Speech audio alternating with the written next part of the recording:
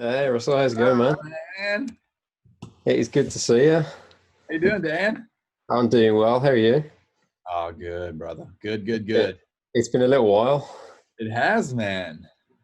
It was What's up with you? Birmingham on the Darius tour, I believe, last time I spoke to you. Hmm? Yeah, Uh, man. It's It's been a been a little minute. while. Life has changed for you quite a lot since that moment. I know, So, man. Yeah, yeah. We got a new human being we brought into this world. absolutely. And I was going to ask you about that. life is How are you good. finding the whole dad life? I love it. I love it, man. It's I always feel like I'm a morning person. I just never like really get up super early, but now this guy gets me up early. So I love it though. I get up, make some coffee, read a little bit while mom still gets to sleep a little extra because she gets up with him in the night. So I'll kind of take him in the morning and get father son time. Yeah, I'm excited for you, man.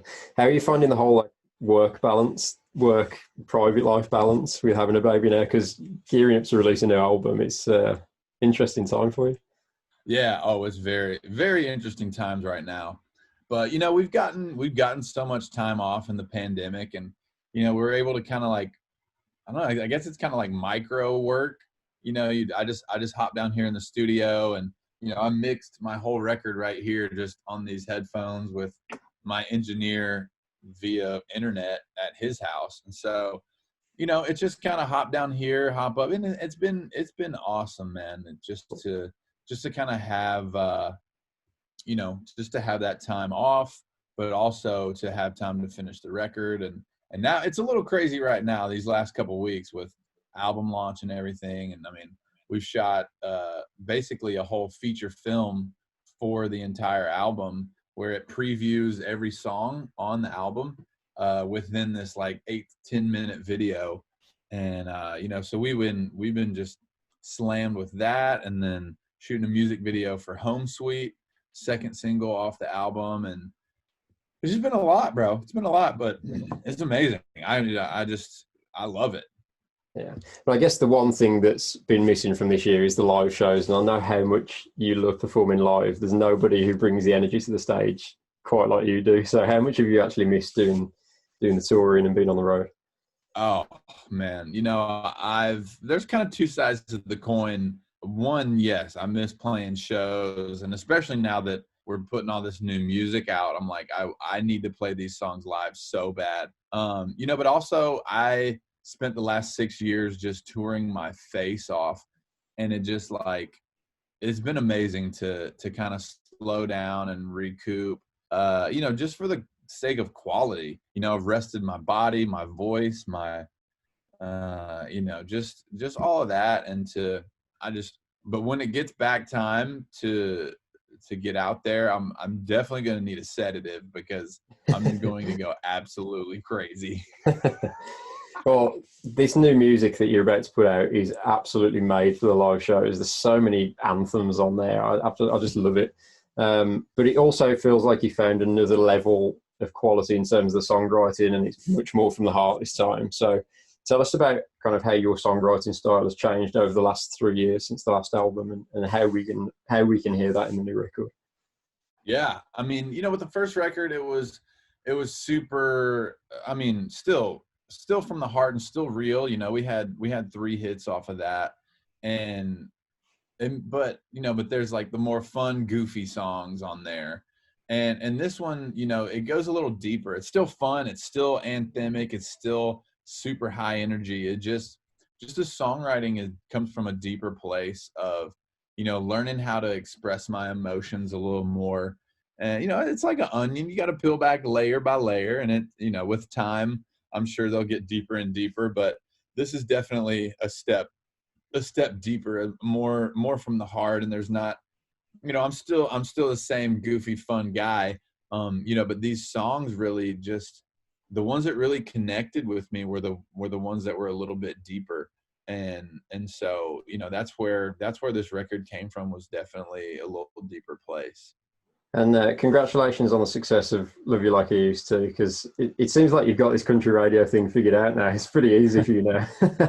So You Tell us about know, that track, and did you know straight away that that one was going to be a massive hit? Was that the instant single?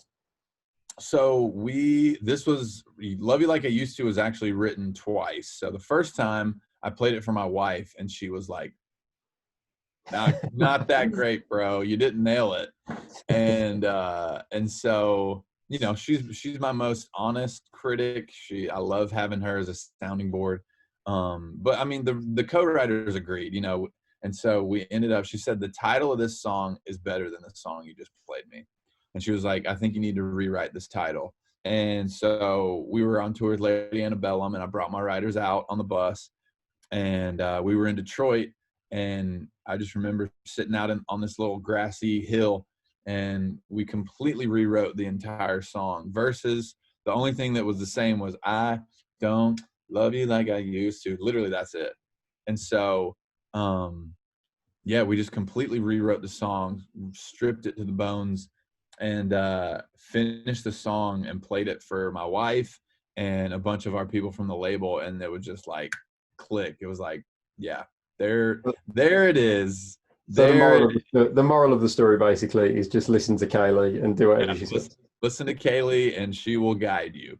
Um, but also, don't give up on, just a don't be afraid to rewrite a song and make it better. That's the moral of that story for me. And so, yeah, we once we rewrote it, it just kind of clicked, and everybody kind of unanimously knew. And I felt like it was the first single off the album, just because, it's kind of a continuation of my story that I'm building. It's like, yours was kind of the wedding song unintentionally, but I mean, good Lord. I mean, so many people have used it in their weddings and all that stuff. And Love You Like I Used To can can be inserted in that as well. But it's also kind of like the anniversary, like the continuation of that. And it's, I don't love you like I used to. This gets better and better. So Yeah, that's very cool. And for the whole project, you worked on the album with Dan Huff and Casey Brown. I know Dan's an absolute legend, needs no introduction, and yeah. Casey's someone who you've worked with a lot in the past. So tell us about working with those guys and that whole dynamic and how that helped bring this album together. Yeah, me and Casey produced the first album, and we just, these songs were on a different level for Southern Symphony for this album, and we just knew that we had to take it to the next level. And bringing Dan Huff in was that exact ingredient that we needed. He came in super humbly. I mean, he's the most humble man on the planet, and just absolute legend, like you said. And he just came in as, an addition to what me and Casey had already built. And so, and I mean, he was just perfect, man. He knew exactly where we needed help, and he just inserted himself and took it to the next level on every aspect. He was with us there every single second in the studio. He was there, when we were cutting vocals and everything, and he just really, really helped guide us. And Casey, I think, helped guide Dan too, with all the new technology and all that stuff. With, like, I don't even know. It's like, but Dan was like, oh my goodness, I'm learning so much. And so it was all this, it just like everybody collaborated together. And I think going into it, he kind of, he respected Casey and I, but coming out of it, I think, he really, really um, came out really respecting the two of us with how well we worked together. And obviously we came out respecting him even more, if that was even possible. Absolutely. And I wanted to delve into the album tracks a little bit. A big personal favourite of mine is the title track, Southern Symphony, as I'm sure you've heard from a few people so far. It's just completely different to anything else on the record, and you stripped it right back for that one. So how special is that one for you personally? Oh man, that's the most personal song. It might be my favorite song. That one, I mean, I don't know. It's hard to choose a favorite, but I I think think that's the best Southern song you've Symphony. ever written personally. That's Yeah, personal dude. favourite of mine. Yeah. Same. And it just came out. I'll show you. It just like came out so naturally, It's like we were just vibing and writing, and let me see. It was just like, so Parker was talking to somebody, and they're like, where I come from, that's a love song. And I was like, whoa, that's a song right there. And so it just started out, and I was like, where I come from. It's like, where I come from, we wash up before supper. And I just kind of started digging into like my childhood and digging into like, all these memories that I remember. And before you know it, it's like the sound of a magnolia breeze is me and my best friend playing in this huge magnolia tree in his front yard, and ice cube and sweet tea. My mom made sweet tea like every night for dinner. Fight song on a Friday, bug zapper in the driveway. It's just like all these pictures that I started just digging up in my head from my childhood. And man, an hour and a half later, we had one of my favorite songs I've ever written. Isn't that always the way that the best songs come from a very, very short writing session? I've heard that story so many times that like within an hour and a half, someone's got the best song of their career. That's when like, yeah. Because I mean, that's quite the opposite of Love You Like I Used To. It took two grueling sessions, but sometimes, man, it just like when songs come from such a real place like that, it just I just kept going and going and going. And yeah, Southern Symphony, man, is like one of my favorite songs I've ever written. Yeah, that's amazing. And on the flip side, you've got the FGL boys involved for It's About Time, which is a big old party anthem in true Dickerson style. So tell us about that one and getting those guys involved. Yeah, so that was kind of an 11th hour song just because, I don't know, we didn't really have like that party vibe that I wanted. You got to have a little bit in there. Yeah. And so I had the idea and put a little voice memo on my phone. And when Casey Brown heard it, he was like, dude, yes, that's it. We're writing that song. And so we brought Parker in, and honestly, same kind of thing. That song took us about an hour to finish just because, it was so fun and easy and just no pressure. Like the album was pretty much done. And it was like, if we nail it, we nail it. If we don't, whatever. And so, but I mean, sure enough, nailed it. And like the pre-choruses are my favorite part. Like, we're ready like truck stop ice, 2 hands Bud Light, half price. Just fun kind of stuff like that. And it kind of digs into like the hip hop stuff that I listen to. And when we finished the song, I was like, man, what would take this to the next level is FGL. And so I played it for Tyler, and he loved it. He sent it to BK. BK loved it. And then like 2 weeks later, we're all in the studio tracking this song together. So it just happened. It just came together so quick. And, there was no pulling teeth. Everybody was just like, yeah, this needs to happen. Yeah, it came out amazing. And just moving away from the album, because I know we've got to wrap up in a few minutes. It's like I could speak to you all day.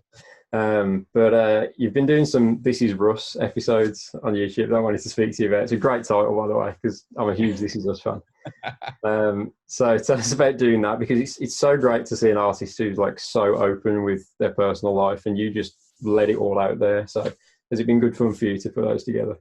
Oh yeah, man. It's just I just wanted to give fans and anybody just a kind of deeper look into my life. And it's Instagram can get a little polished and just quick, life looks perfect. But this is, me just, it's pretty much just me being super ADHD all over the place, and just kind of taking you through a day in the life of what's going on. And, during quarantine, it's been a little harder because not too much is happening. We go to the grocery store and we come home, and that's about it. But, it just, I love to just kind of put it out there. There's no, and especially with editing it all together, I just throw it all, cut out the boring parts, and just throw it out. I didn't want it to be this whole production. I just wanted to like video it, edit it together, and get it out there. And so that's just the mindset behind it.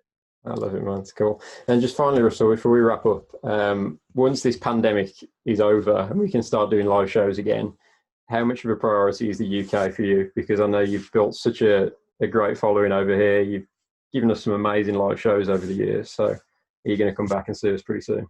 100%, man. And, just thinking back to those shows that we played, and, at the, was it the Borderline? The basement. That was a long time ago. Show, there's little things like that just like, there's no there's no way we're not coming back. And, you know, regardless, I mean, my manager told me, he's like, it takes a long time to build, you know, a big following, because it just takes so much to get over there and do the whole thing. But I'm like, it is 1,000,000% worth it. And, you know, just the love that the UK has for the album as a whole, you know, that's what I love. And just to hear them sing the album cuts and all that, I can't wait to get back over there and sing these new songs with y'all.